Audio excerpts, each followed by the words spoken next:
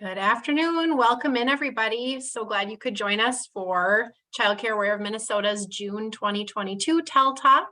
Today, we're joined by Erin Young from our organization for a presentation on how using the T.E.A.C.H scholarship can be both a retention and recruitment tool for your program. TEL Talks, or Topics for Early Learning Leaders, are monthly webinars for early childhood program leaders to facilitate solutions-focused discussions for your questions about the early childhood field in Minnesota. These one-hour webinars do not meet the standards for a formal professional development training event, and participants will not receive a certificate of completion. They are designed as a community building opportunity for leaders to engage and share ideas surrounding a specific content area. The TEL Talks team consists of Nikki Lepowski, Quality Improvement Coordinator, and myself, Christy Berg, Workforce Advising Coordinator. We work with Corey Woosley and Katie Hoffman at Childcare Aware of Minnesota to bring you TEL Talks.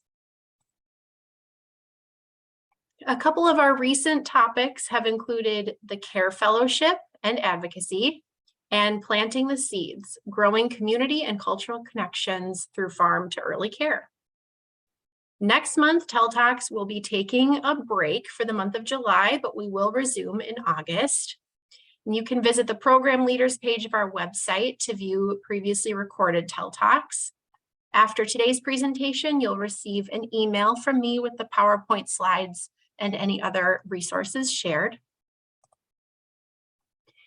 Childcare Aware of Minnesota is, we support the professional growth of early childhood educators with professional development opportunities, eager to learn online training, grants, parent aware, and scholarships. We are a resource and referral network for early childhood education in Minnesota. We assist families in finding a quality childcare program and keep the community informed on the importance of quality childcare. Childcare Information Services is a department within our organization that specializes in statewide information sharing and assisting families who are looking for childcare.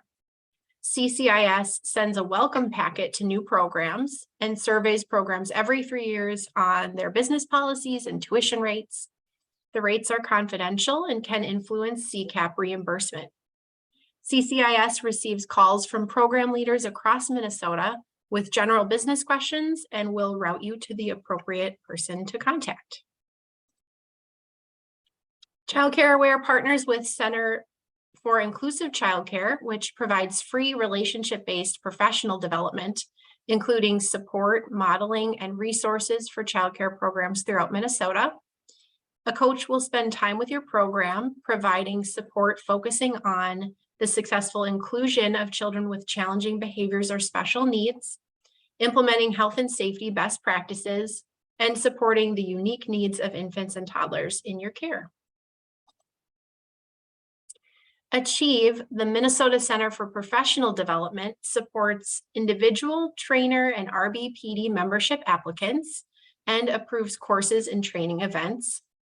The Achieve MNCPD website has several resources to share, including a job board, policy info, Minnesota Career Lattice, and a virtual career guide.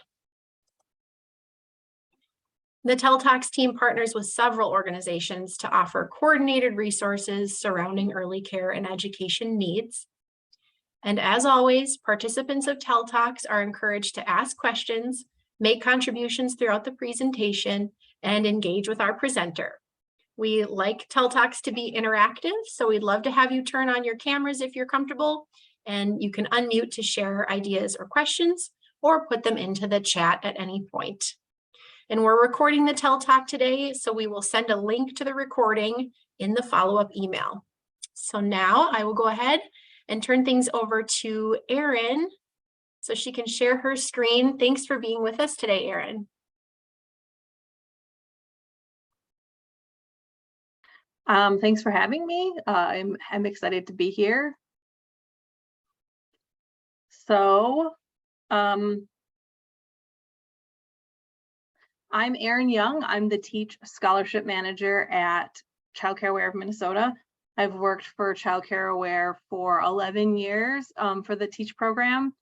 Before that, I worked in different childcare centers. I've worked for school age care. I've been a tutor. So I've done a lot of things involving working with kids for my career. And I also have a bachelor's degree in elementary education. So just so you know a little bit about me. This presentation, I want to talk about the T.E.A.C.H scholarship. I am going to do sort of like a summary of the scholarship, the bits of it, how it works and stuff like that, because I didn't know how many people on this Talk we're going to know about the T.E.A.C.H scholarship. So I apologize if this is like total repeat information for you. I just want to make sure that I gave everyone context in how T.E.A.C.H works and then ins and outs of it.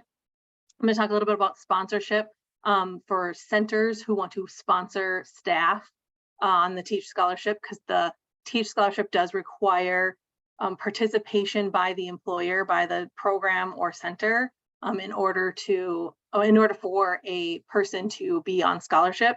And then I want to talk a little bit about retention and recruitment and how T.E.A.C.H like plays into those things. So they're going to monitor the chat, and I will try to pause here and there. But yeah, I'm okay with being interrupted. I'm okay with like people asking questions, stopping me. Some of the stuff gets kind of complicated, and T.E.A.C.H has a lot of moving parts. So I understand if I'm going too fast or you want to ask questions or anything like that. So in general, T.E.A.C.H is a national scholarship. It was started in North Carolina in 1990. It's been in Minnesota for 20 years. We're celebrating our 20th anniversary in July. So it's been around for a while. I know that I still get people saying, I've never heard of it. I wish I'd heard of it. How, people are surprised at that. It's for early childhood educators, people who work in the field, who work directly with kids. And then in Minnesota, we are also allowed to offer it to quality coaches and some of the new capacity building staff that are being hired around the state. So also approved trainers. Its main 3 goals are to increase the education levels of people who are working in the early childhood field, trying to work towards increasing compensation, and a focus on decreasing turnover, since those are some big main issues that the early childhood field is still kind of grappling with. Who is the scholarship for? Basically anyone who works in a center. That can be anyone from aides all the way to lead teachers. That can also include directors, assistant directors, and if your center has any kind of, or program has any kind of specialized like education coordinators, things like that, any kind of other positions that someone who kind of wants to like maybe grow into a teacher position, or if they're in administration and they don't have an early childhood degree and they really want that, then maybe their degree is in something else. They do have to be working for the program for at least 20 hours a week. And then the scholarship can only be used in Minnesota colleges and universities. A person can work across the border, live across the border. So if somebody lives in Wisconsin or North or South Dakota, but they work in Minnesota, then they are eligible for a scholarship in Minnesota. Because some of the other states, like our neighboring states of Iowa and Wisconsin, they have their own T.E.A.C.H programs. So they have their own rules and like things about that. So we say if somebody works in Minnesota and goes to college in Minnesota, they could be eligible for a scholarship as long as, even if they live outside of Minnesota. It's also for someone who wants to get either an associate or bachelor's degree in early childhood, or they could also just be wanting to get credits towards like becoming lead teacher qualified or assistant teacher qualified, someone who just wants to take college classes to get their CDA, someone who doesn't want a full degree and just wants a certificate or diploma in early childhood. So it's pretty flexible in terms of you don't have to just be wanting a 4 or 2-year degree. You could be wanting some things to get you along your career path, but you're just not ready, or the staff person's not ready for a full degree yet. So one big piece, as I said, of the scholarship is that the employer has to, the program that the person works in has to participate in the scholarship. So we talk about it as a partnership between T.E.A.C.H, like us, the scholarship recipient or staff person, and then their employer. So it's a three-way partnership. And we each have our responsibilities that we contribute to the scholarship. It's different than typical college scholarships that normally maybe you have heard about, where it's just a set amount of money goes to the college and then the college like applies it to tuition. This is much more like depth to it, and there's different parts to it. So if a childcare center or program is considering one of their staff, comes to them and says, I want to be on a scholarship, or they're thinking of being more interested in it and wanting to sponsor somebody, that's what we call it, a sponsorship. These are the main responsibilities, these three, that the program would pay for a percentage of tuition and books. So this is 5%. And I'm going to go into, I'll give you numbers a little bit, because 5% means nothing. Like sometimes people, I know that it's a etheric number. So the scholarship is capped at 18 credits per year. So that means that your cost is also going to be limited. It's not going to be like an ever giant number, an ever growing number. There's going to be a limit on how much your program would pay. We ask that you offer your staff person, this is for classroom staff, not directors and assistant directors, but we ask that you offer your staff person in the classroom 3 hours of paid release time every week, because the scholarship is focused on people who are working most likely full-time, and they are going to school part-time, and balancing work and school and life is tricky. There's a lot to it. So the scholarship has a way to give people who are working full-time or working some time to take a class, study for a test, run errands, whatever they want. We ask that the program pay them their normal hourly wage, and then we offer a partial reimbursement. So we're going to reimburse the program for some of that cost of lost wages that they're offering that person. We also ask that at the end of each scholarship year, which is 12 months, that the program offer a bonus or a raise. So you get to choose at the beginning when you decide to sponsor someone. For the first year, you say, you decide at the beginning if you want that to be a bonus or a raise.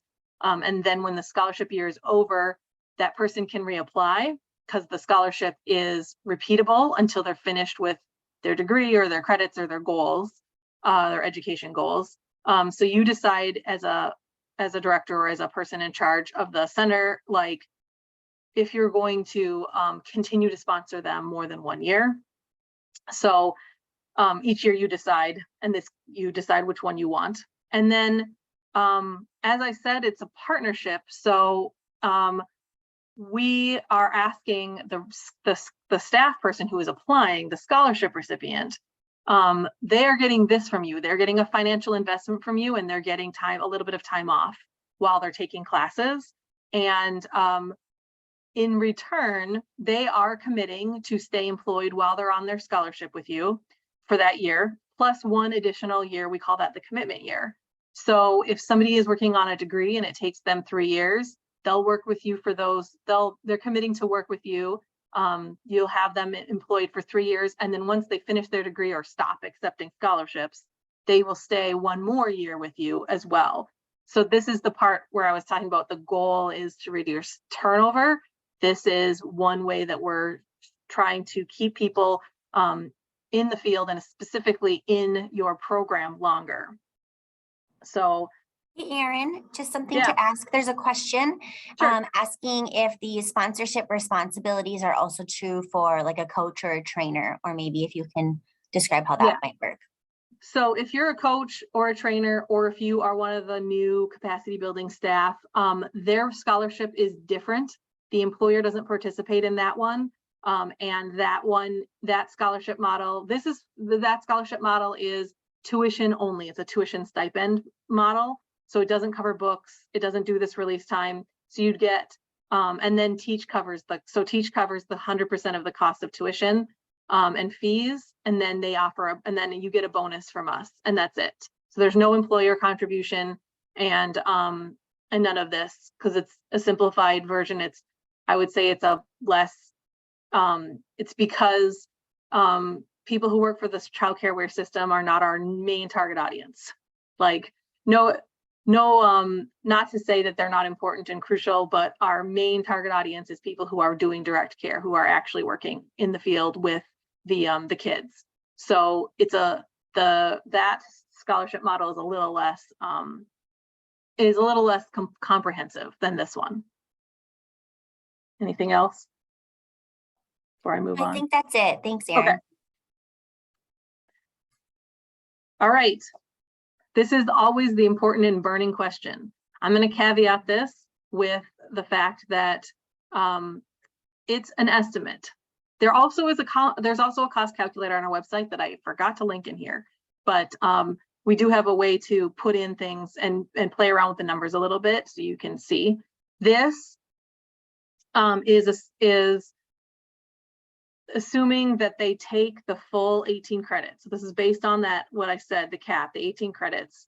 And it is per year, although we would bill your program on a per semester basis. So this is a total number, because I just felt like it'd be easier. So you can see that a 5% contribution to someone who's taking classes at a community or technical college, tuition's your contribution would be about $200 a year. Books are super variable, so I had to put an estimate in there, and then you have to decide if you want a bonus or a raise to offer that. So this is assuming that the scholarship recipient or the staff person does not get any financial aid. We ask that the colleges apply financial aid grant money. Everybody has to fill out the financial aid application, and we ask that they apply grant money before they bill T.E.A.C.H. So these numbers are going to look different for all of your staff, honestly. But this is assuming no financial aid. And the reason why for four-year college there's a range is because it depends on if they're going to a public or a private college, because in Minnesota there are private colleges we work with that offer early childhood degrees as well as public. So that's also going to depend on, it's going to be the higher end of the range if they go to someplace like T.E.A.C.H or Concordia, and it's going to be lower if they go to Metro State or Southwest Minnesota State, stuff like that. So something else I want to put on here is because this is a question I get a lot, what happens if I sponsor my staff person and they quit? They leave. They don't fulfill their commitment. They either leave during their scholarship year or they leave during their commitment year, and then what happens? And if somebody quits your program and doesn't fulfill their commitment that's laid out in their contract, then we T.E.A.C.H reimburse your program for your portion. So this amount of money, obviously not the bonus or the raise, but the books and tuition that you paid in, we would reimburse the program, and we will collect that money from this former staff person and reimburse you. So you are not ever going to be a bill collector in this. We do that part of it. So people ask me that a lot, what happens. So this, I don't know if this gives you a sense of maybe compare it to how much money would you spend on their professional development in service hours for a year, or if you really want someone to get, if they're an aide qualified and you want them to get teacher qualified, it just gives you a sense of how much your program would have to budget for the year, and it's probably going to be less than this. And also I didn't include in this, you'll get reimbursed for a portion of the release time. So some money will be coming back to your program depending on the hours that you offered them for release time during that semester. So there's a lot to it, but I just tried to give you a sense of this is how much it might cost. Does anybody have questions? I'm gonna pause. There's nothing in the chat right now, Erin, but I will let you know. Thanks. So, and something else that I often have discussed and I get asked by the centers that I've worked with in the past is, well, they are maybe reluctant to tell their entire staff about the T.E.A.C.H program and kind of like open the doors wide to anybody that might want to take advantage of the scholarship, because they're nervous.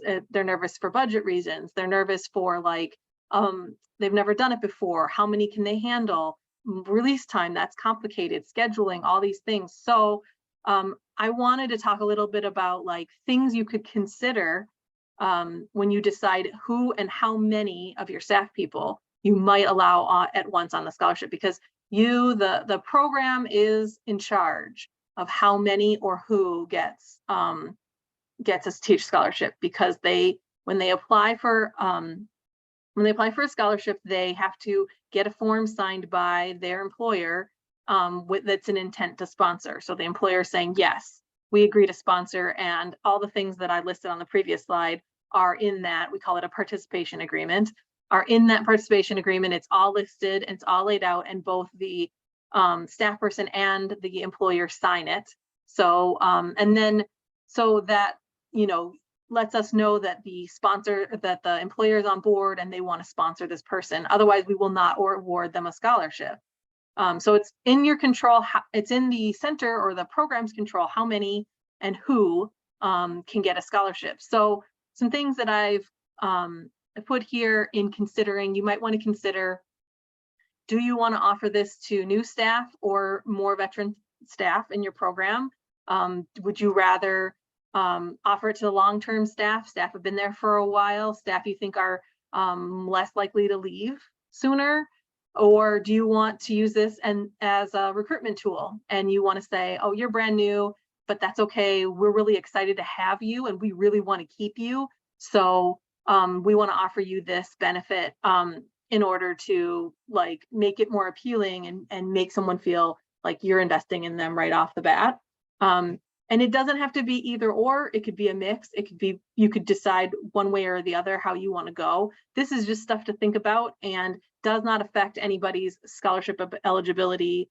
Like, we leave these decisions up to the program. So none of this affects our side of it. This is all just like food for thought in trying to figure out how you could definitely, a program can definitely create like an internal structure on who can apply.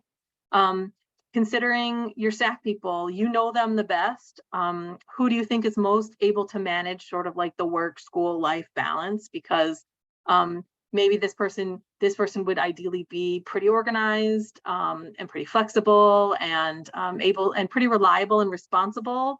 That would probably be the ideal candidate for this. So you know that they can get things done and things aren't going to slip, or that they'll be successful and pass their classes, because we want them to be also successful in college. Think about because I have a lot of people who are concerned, or directors that are concerned with, what if I let them get their bachelor's degree and then they quit and they go work for the school district? So that is a factor. That's definitely something that is a valid fear, and does happen. So again, you know the personalities of your staff pretty well, and you probably can evaluate whether or not you think this person is going to stay or be likely to go. And you can definitely factor that into your decision to sponsor somebody. Also consider where this person is on their career path and what they need to grow, to be successful, or what they want out of their, what you know that they want out of their career, any goals, anything that you've been talking to them about or that you've heard them say. And again, you can decide if you want to invest with T.E.A.C.H in people who are early on their career path so that they move up to being an assistant teacher or teacher, or if you want to invest in people who are like veteran teachers and they're comfortable, but they just want to expand their knowledge, and this will just help them enrich their experience as a teacher in your classrooms. It's totally up to you. I'm opening up the ideas. And also budgeting, it's probably going to really come down to money. How many people can you afford to sponsor? You can start with one, maybe two, and then maybe expand later, and just see how it goes. But there's just a lot of ways to go, and I feel like this helps. This might help you sort of like narrow it down into who or how many people you might want to sponsor, depending on like the goals of your program and what's going on in your classrooms and things like that. So the next couple of slides, I'm flying through this way faster than I thought I was. So I really hope that you guys are thinking of some questions. Please ask questions. This slide and the next one I have this one labeled as retention, but it could also, some of these ideas could also fall into recruitment, also the last slide too. But I know grow your own is like a big old buzzword right now, and people, our centers and programs are thinking about, like, again, trying to hold on to staff that are valuable to their program, and also how ways to like attract and keep staff that may be newer that they want to hold on to for longer.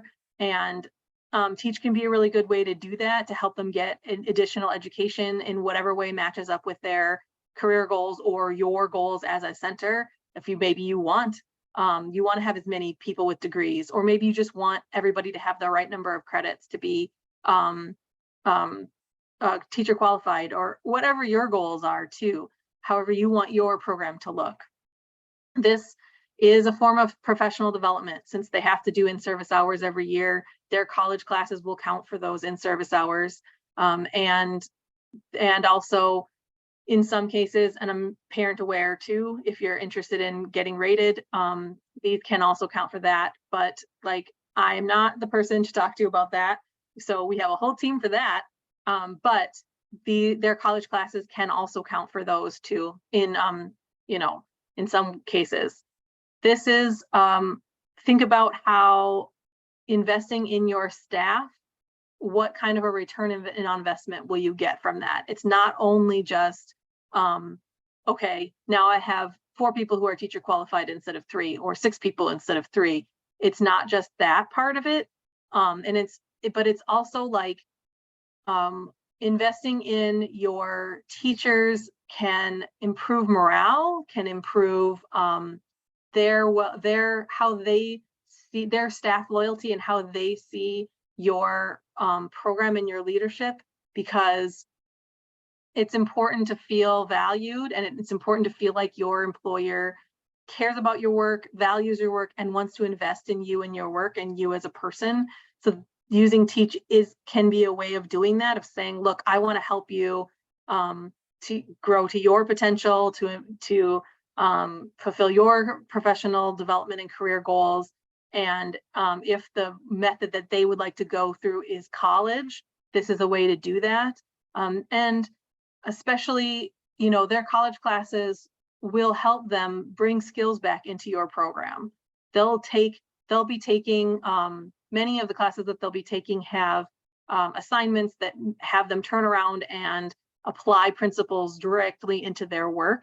So that will benefit your program as well, and that will just benefit the kids and the families in your program as well, because they're taking their skills that they're learning and they're coming back and they're trying them out in the classroom, and they're using their creativity and their imagination, and then they're like seeing those principles just like blossom under their very eyes. So it will improve the quality of your program. Not to say that your programs are bad quality, but it could add to that.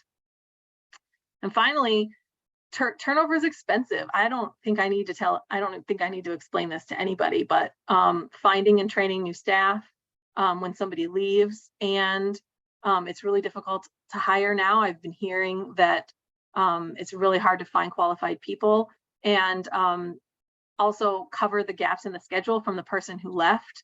So with T.E.A.C.H, even just one T.E.A.C.H contract means you should have that person for 2 years. So you should be able to rely on that staff person for at least 2 years. And yes, I'm not naive. I know that life intervenes, things happen, people quit, and they break their contracts.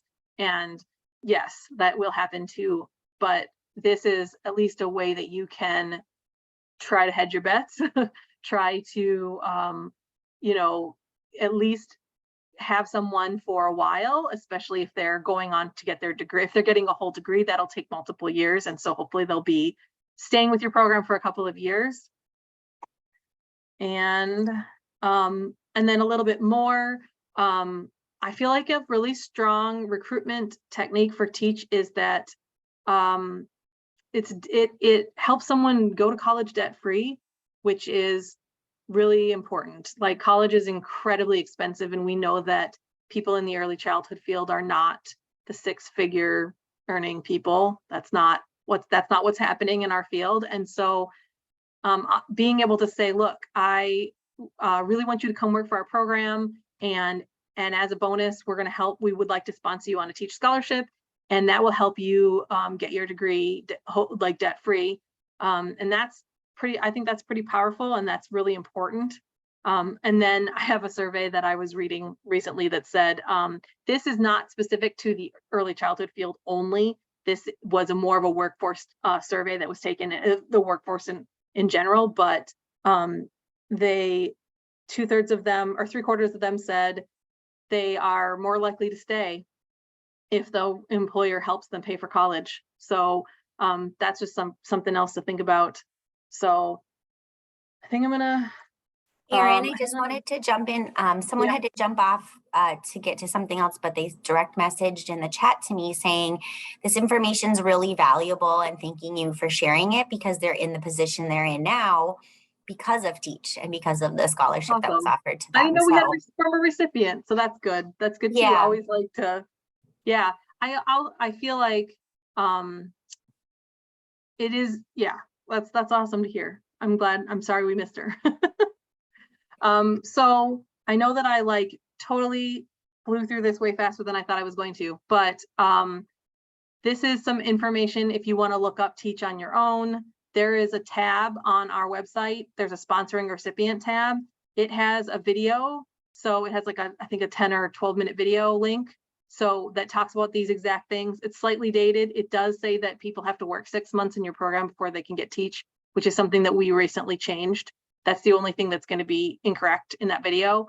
The applications are online. We always accept them. Someone can apply in the middle of their semester, in the middle of their school year. Whenever they find out about T.E.A.C.H, they can do it and still have a scholarship at any time. We have information on the website about the scholarship. You can email the T.E.A.C H. This is the general T.E.A.C H email, or you can email me. You can call me. I just have like, any information. We can set up a time to talk one-on-one or anything like that. So I'm happy to meet with people. I think I can actually meet in person too. I'm in St. Paul, but I'm also happy to come meet in person. So does anybody have any questions? It can be about this or T.E.A.C H in general.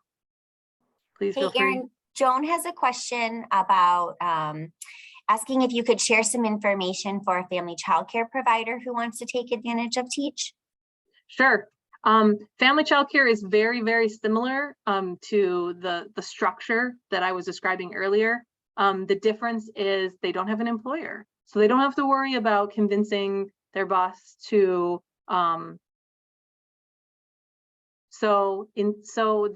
They do have to pay a portion of the scholarship.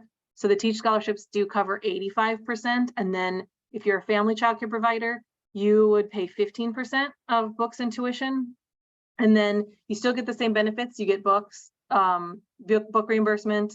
We give you a stipend for sub time, and then a bonus at the end. You get a $300 bonus at the end of this scholarship year, and it's otherwise the structure is the same. It's 18 credits a year, and then and it's renewable every year until you want to stop accepting scholarships or finish your degree. It's not too different. It's just that there isn't the employer side of it. So that part makes it a simpler scholarship for family childcare because they get to decide on their own.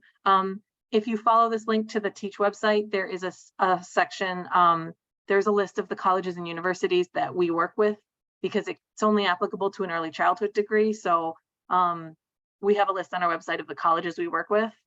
And so you can find that there if you're not sure, or myself, or I have another scholarship counselor that also works with me. Her name is Nia. Either of us are happy to give advice and recommendations on college programs. And we talk to you a little bit, we can talk to people a little bit more, their specific like needs and do they want an online program or not or what. And so we're really good at giving recommendations and narrowing it down, because the list can be overwhelming, and if someone isn't really sure where to start. So Erin, this is a great question too. Are there a limited number of scholarships, and is it a competitive process? no, that's the beauty of it. We got extra money from the state legislature this year, so we have so much extra money to spend. So please apply, please bring your friends, please tell all your friends, and then like encourage them to also apply. No, it's not competitive at this point. And actually, for the time that I've been a counselor, we have never had a waiting list. So we've always been fortunate that we have plenty of funding to fund people. And so, and also, even if we did at some point have a waiting list, we would prioritize current recipients over new people, because we would want people, we're dedicated to getting people through their degree program or through whatever their education goals are. So we would prioritize them over new people. So yes, please tell your friends. I will also send with Christy, like I have a flyer about sponsoring a recipient, and I have a flyer that's like just general, like about the T.E.A.C.H. They're both electronic, and so I can give them to Christy or Nikki to send with the slides, so that you have that information. But yeah, our website has everything too, so that should be. And the cost calculator also works for like if you were a family childcare provider, you can find it on the website, and you can put your possible information in where you think you're gonna go to college or what kind of degree you want, and it'll give you an estimate too. So it's not just for center directors and sponsors. It does cost information for anyone. So anybody else? I was just going to say the list on our website of colleges and universities that work with T.E.A.C.H, it's a pretty long list, and a lot of colleges all over the state. And many online options.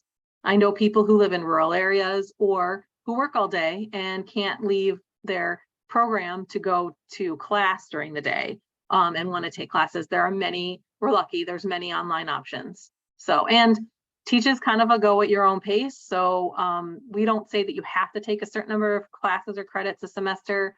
That's why it's infinitely renewable. So it takes as long as it takes for you, what works with your life balance and things like that. So yeah.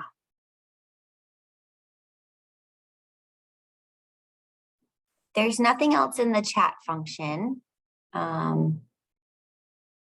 But if anything pops into anybody's mind, feel free to use that, or we can take you off mute as well. Yeah, I have resources, I have brochures and things too, physical brochures and things. So if anybody who wants them can request them from me, and we'll mail you out like a set of brochures or something like that too, if you want something that's like physical form to hand out somewhere, or give to staff or something like that. So yeah, we have resources to spread the word. Please do, because we have money to spend. Not a bad problem to have. I know. I'd rather have that one than be turning away people.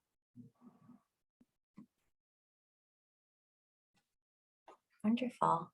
Well, I think that's it for questions. Sounds Awesome. good. Well, Erin, thank you so much for being here with us today. This is such a great topic. We hope that everyone who wants to apply will. You can watch within the next few days. I'll send the follow-up email with the slides. And Erin, I think you said you had a flyer. Mm-hmm. I'll attach that as well, and a link to the recording. Sounds good. Thank you all for coming and listening. Thank you. Have a good day, everybody.